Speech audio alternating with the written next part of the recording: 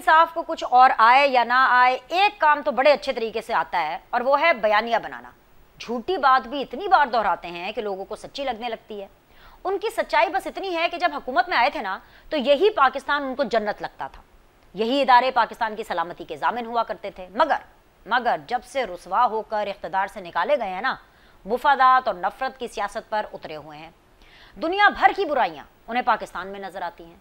दुनिया के किसी भी कोने में कुछ भी हो जाए, पीटीआई के लोग उसे पाकिस्तान से जोड़ ही देते हैं। अब हमसाए मुल्क बांग्लादेश की ही मिसाल ले लीजिए।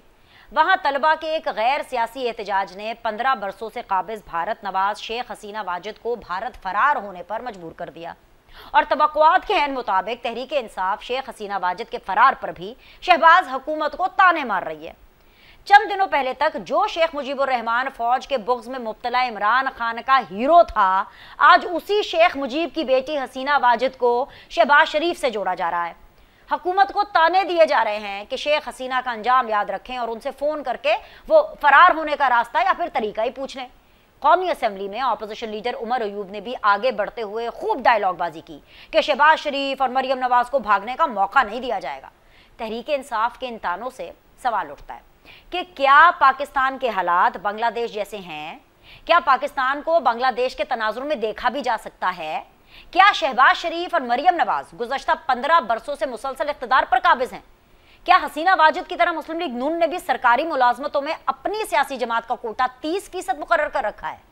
क्या शहबाज शरीफ या मरियम नवाज ने हसीना वाजिद की तरह किसी भी सियासी लीडर को तख्तेदार पर लटकाया है?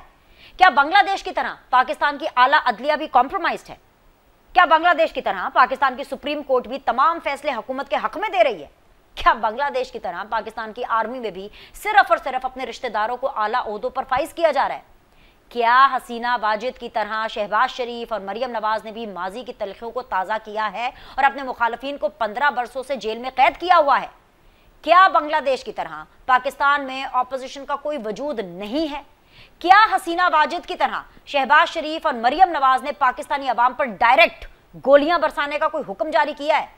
9 मई जैसी दहशतगर्द कार्रवाई के बावजूद क्या अभी तक शहबाज हुकूमत ने तहरीक इंसाफ के रहनुमा और सपोर्टर्स को दहशतगर्द करार देकर कुचलने का हुक्म दिया है? हसीना वाजिद ने अपने ही मुल्क के तलबा को रजाकार कहा, जिसका मतलब वो दहशतगर्द जिन्होंने 1971 में अपने लोगों के खिलाफ जाकर पाकिस्तान आर्मी का साथ दिया था।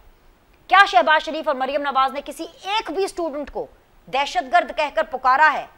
क्या 9 मई को 200 से ज्यादा फौजी तंसीबात पर हमला करने वाली पीटीआई के एक भी रुकन को सीने में गोली मारी गई है? अगर इन सब सवालों का जवाब नहीं है तो फिर पाकिस्तान का मवाजना बांग्लादेश से और शहबाज शरीफ का मवाजना हसीना वाजिद से कैसे किया जा सकता है? मवाजने का तो सवाल ही पैदा नहीं होता। बांग्लादेश में तो ऑपोजिशन सिरे से मौजूद ही नहीं है और पाकिस्तान में हर तरफ ऑपोजिशन छाई हुई है। कौमी असेंबली हो या मीडिया के टॉक शोज, हर जगह ऑपोजिशन ना सिर्फ मौजूद है बल्कि आवाम को छोड़कर अपने लीडर की मोहब्बत में जमीन आसमान एक किए हुए है।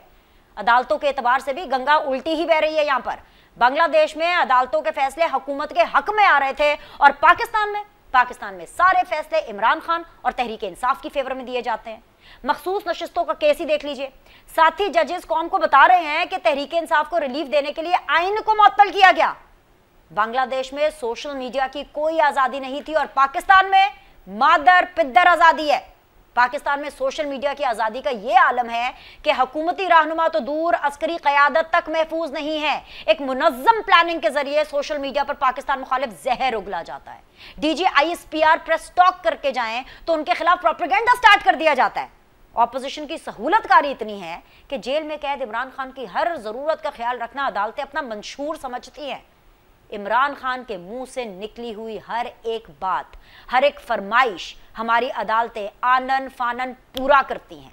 बांग्लादेश में एहतजाज किसी सियासी जमात ने नहीं बल्कि मुल्क भर के तलबा ने शुरू किया। वहाँ के तलबा अपनी हुकूमत से तंग थे और पाकिस्तान में मरियम नवाज तलबा को लैपटॉप्स, इलेक्ट्रिक बाइक्स और स्कॉलरशिप दे रही हैं। पूरे पंजाब में कहीं भी कोई तालिब इल्म किसी सड़क पर सरापा एहतजाज नहीं है। बांग्लादेश में ऑपोजिशन मौजूद ही नहीं और पाकिस्तान में ऑपोजिशन भरे जलसों में रियासत को ललकारती फिर रही है। वजीर आला खैबर पख्तूनख्वा यमीन गंडापुर तो भरे मजमू में विफाक पर चढ़ाई की बाकायदा धमकी देते हैं और फिर गालियां भी दी जाती हैं कि इस्लामाबाद के डी चौक तक पहुंचने से उन्हें किसी का बाप भी नहीं रोक सकता। नाजरीन, हकीकत यह है कि पाकिस्तान में अगर कोई हसीना वाजिद है तो वो कोई और नहीं, इमरान खान है।